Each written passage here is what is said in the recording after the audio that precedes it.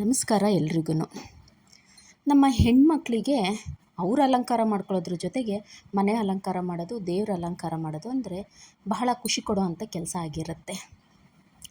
ಬೆಳಗ್ಗೆ ಎದ್ದ ತಕ್ಷಣ ಮನೇಲಿರೋಂಥವ್ರಿಗೆ ಕಾಫಿ, ಟಿಫನ್ನು ಎಲ್ಲ ಕೊಟ್ಟು ಮುಂದಿನ ಕೆಲಸ ಅವರಿಗೆ ಮನೆ ಸ್ವಚ್ಛ ಮಾಡಿ, ಅಲಂಕಾರ ಮಾಡಿ, ದೇವ್ರ ಮನೆ ಅಲಂಕಾರ ಮಾಡೋದೇ ಹೆಚ್ಚು ಸಮಯ ಕಳೀತಾರೆ. ಹಾಗಾಗಿ ಬೆಳಗ್ಗೆ ಎದ್ದ ತಕ್ಷಣ ದೇವ್ರ ಪೂಜೆಗೆ ರೆಡಿ ಮಾಡಿ ಪೂಜೆ ಮಾಡೋಣ ಅಂತ ಸ್ಟಾರ್ಟ್ ಮಾಡಿದೆ.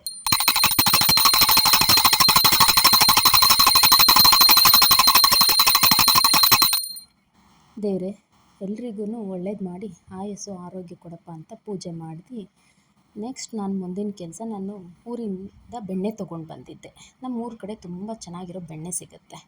ಅದನ್ನು ಕಾಯಿಸೋಣ ಅಂತ ರೆಡಿ ಮಾಡ್ತಿದ್ದೆ. ನಾವು ಬೆಣ್ಣೆಗೆ ಮಸಾಲೆ ಎಲ್ಲ ಹಾಕಿಬಿಟ್ಟು ತುಪ್ಪ ಮಾಡ್ಕೊತೀವಿ. ನೋಡಿ, ಕಾಯಿಸೋದಕ್ಕೆ ಅಂತ ಇಟ್ಟಿದ್ದೀನಿ, ಕುದೀತಾ ಇದೆ. ನೀರೆಲ್ಲ ಹೋದ್ಮೇಲೆ ಎಷ್ಟು ಚೆನ್ನಾಗಿರೋ ತುಪ್ಪ ಆಗಿದೆ ಅಂತ ಹೇಳಿಬಿಟ್ಟು